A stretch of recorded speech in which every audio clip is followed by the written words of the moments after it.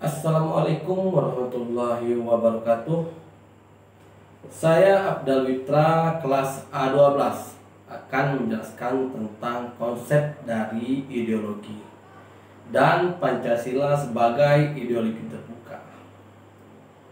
Yang pertama, konsep dari ideologi. Konsep ideologi berakar dari dua kata majemuk, idea dan logos, berasal dari bahasa Yunani ideos dan logos, yang berarti suatu gagasan berdasarkan pemikiran sedalam-dalamnya dan merupakan pemikiran filsafat.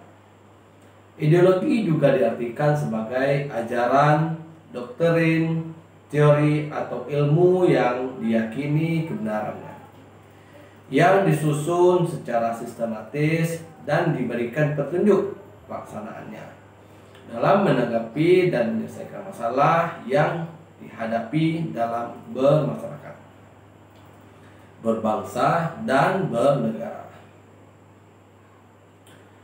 Yudi Latif mengutip Haywood tahun 2012 bahwa kata ideologi dikenal secara publik pada tahun 1796 pertama kali oleh Antonio de Stud et Tracy. Selama Revolusi Prancis yang diproklamasikan agar menjadi ratu ilmu pengetahuan, mengingat semua bentuk penyelidikan itu berbasis pada ide. Istilah ideologi pertama kali dilontarkan oleh seorang filsuf berkebangsaan Prancis yang bernama Antoine de Stud et Tracy pada tahun 1796, sewaktu Revolusi Prancis tengah menggelora. Tracy menggunakan istilah ideologi guna menyebut suatu studi tentang asal mula, hakikat dan perkembangan ide-ide manusia, atau yang bisa dikenal sebagai science of ide. Gagasan ini diharapkan dapat membawa perubahan institusional dalam masyarakat Prancis. Namun Napoleon mencemooh sebagai khayalan yang tidak memiliki nilai praktis, dan pemikiran de Tracy ini sebenarnya mirip dengan impian Leibniz yang disebut on-grid system. Terdapat beberapa yang memberikan istilah ideologi. Ideologi adalah sejumlah doktrin. Menurut Mupyarto pada tahun 1992, ideologi adalah sejumlah doktrin, kepercayaan, dan simbol-simbol kelompok masyarakat atau suatu bangsa yang menjadi pegangan atau pedoman kerja atau perjuangan untuk mencapai tujuan masyarakat bangsa itu. Kemudian Cokro Minjojo pada tahun 1992 berpendapat bahwa ideologi adalah keharusan untuk melaksanakan dalam sikap, perilaku, perbuatan penganutnya. Kemudian juga usaha dapat diundangnya secara legal dan dihubungkan dengan suatu badan kelembagaan yang didirikan untuk merealisasikan pola kepercayaan tersebut. Selanjutnya, Neumann tahun 1973 beranggapan bahwa ideologi sebagai seperangkat gagasan yang menjelaskan atau melegalisasikan tatanan sosial, struktur kekuasaan, atau cara hidup.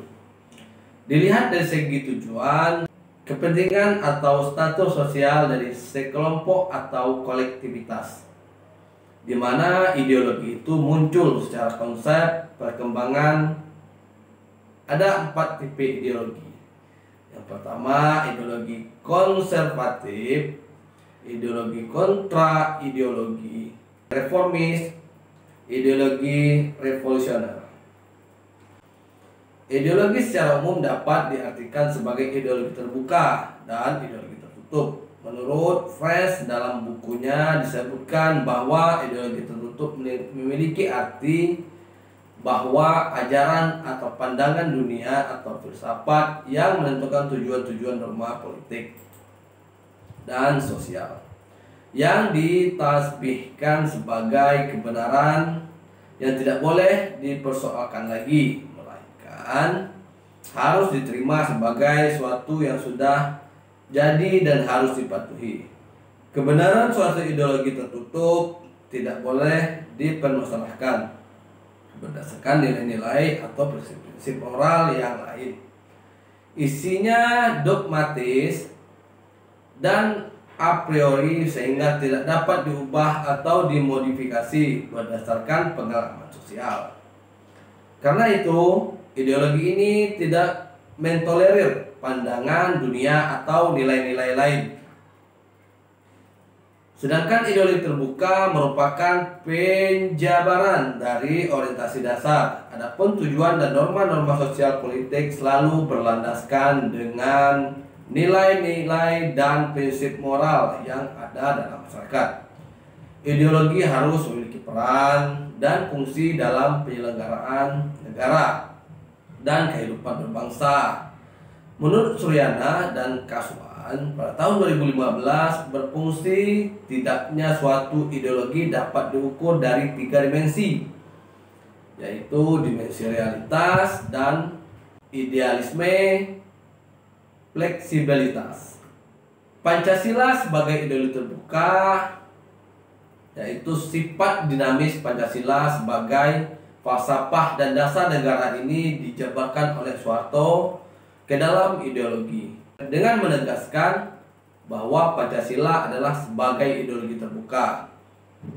Penegasan yang disampaikan sejak tahun 1985 ini amat penting untuk mencegah kemudaratan yang bisa ditimbulkan oleh pengembangan Pancasila ke taraf ideologi, yaitu ancaman dogmatisme yang malahan bertentangan dengan sifat Pancasila sebagai falsafah dan dasar negara itu sendiri.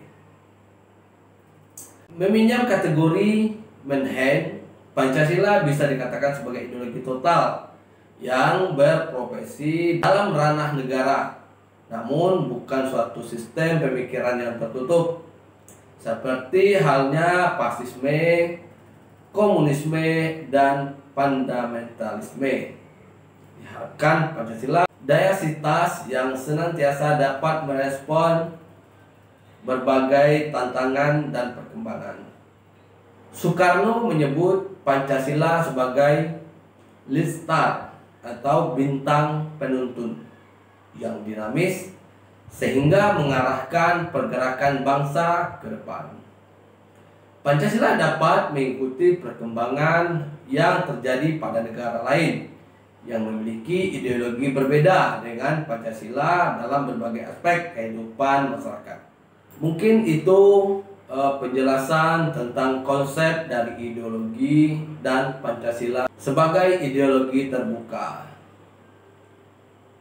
Terima kasih. Wassalamualaikum warahmatullahi wabarakatuh.